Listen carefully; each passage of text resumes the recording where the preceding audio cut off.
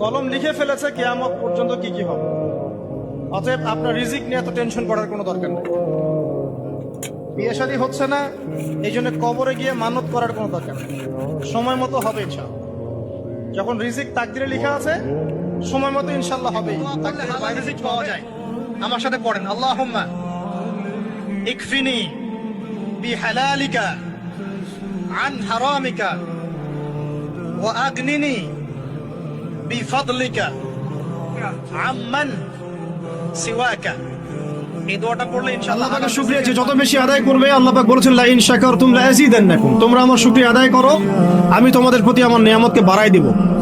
ওয়া লা ইন কাফারতুম ইন্না আযাবি লাশাদীদ, তোমরা যদি আমার অকৃতজ্ঞ হও, জেনে রাখো আমার আযাব বড়ই কঠিন। সবসময় চিন্তা করব আমাকে আল্লাহ কি দিয়েছেন, এটা চিন্তা করব না আমাকে আল্লাহ কি দেন নাই। আল্লাহ পাক আমাকে সুস্থ রেখেছেন, নিরাপত্তা দিয়েছেন।